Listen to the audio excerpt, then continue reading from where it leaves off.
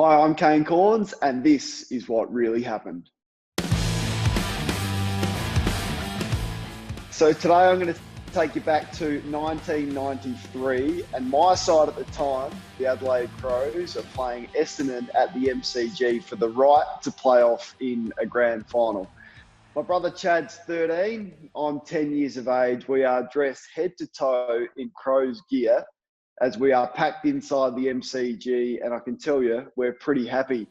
Just before halftime, Crows ruckman star Sean Wren takes an absolute screamer in the goal square, but goes back and misses, which would have put the Crows 8 goals up, would you believe, at halftime, and perhaps that would have been the end result. Having spoken to my dad about what went on at halftime, his biggest regret, he says, is not believing at the start of the year that Adelaide Crows side could win the grand final. In the last game of the season, the Crows beat Collingwood. They came from 6 goals down during the second quarter to beat Collingwood to get into the final. So they just scraped in. They beat Hawthorn in the first final away from home, and all of a sudden they find themselves playing Carlton for the right to play off in a grand final that no one would have expected them to be in that position. So at half-time of this prelim final, they're all feeling really good about themselves. But deep down, did they really believe that side was good enough to win the grand final? My dad, as coach, says they didn't. Conversely, in the Essendon rooms, they're 7 goals down at half-time. Kevin Sheedy said there was a couple of key players that stood up and said, all we need to do is kick the first 2 goals of this third quarter, and then we've got to get back 5 for the rest of the game, and we are right in this game. Crows players feeling happy at half-time. Essendon players not happy, angry, determined to get themselves back into this game, despite what many people were thinking that the game was over at half-time. Turns out that Essendon do kick the first 2 goals in the third quarter, and they're back in this game.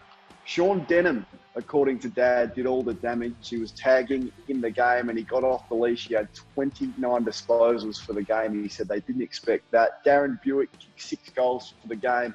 Tim Watson was running right, and the Crows just couldn't stem the momentum. If there was one wish Dad had at halftime, in hindsight, he wished that he would have really ripped into the players at halftime and said, don't be comfortable with what we've done. You can't be satisfied. Essendon are going to come.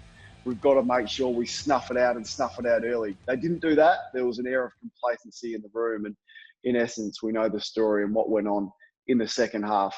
There was also a thought from Dad and speaking to him that the Crows players genuinely didn't pay the price and do everything in their power that they could have done to win the premiership in that year. And it goes back to that game in the semi-final against Carlton, where they lost. It was for the right to play off in the grand final, as I said.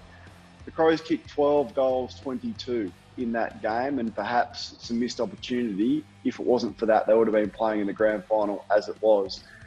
Dad said after that loss that he expressed his desire for the guys to do everything they possibly can to prepare themselves, to hydrate, to recover for the big game the following week at the MCG against Essendon. Reports emerged on the Sunday morning that the Adelaide players didn't do that and didn't heed his advice. Of course, different era back in the 90s, but they did go out, they did have a massive night, and they didn't present themselves on the Sunday prior to this Essendon prelim final in the best possible shape that they could have, which Dad said really disappointed him.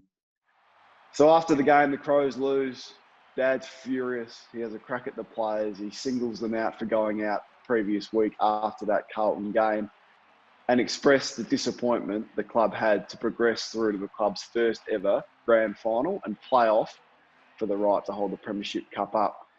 So if there's a couple of lessons out of this, you've got to be prepared to pay the price if you want to have the ultimate glory at the end of the year. And regardless whoever you are and whatever team you are at the start of the year, there has to be a genuine belief that you can win the flag at the start of the year. And that 1993 Crows team didn't have the belief that they could win the flag.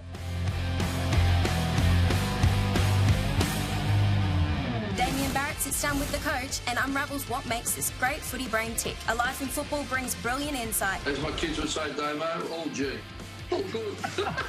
Watch it now on the AFL Live app and afl.com.au, your home of footy.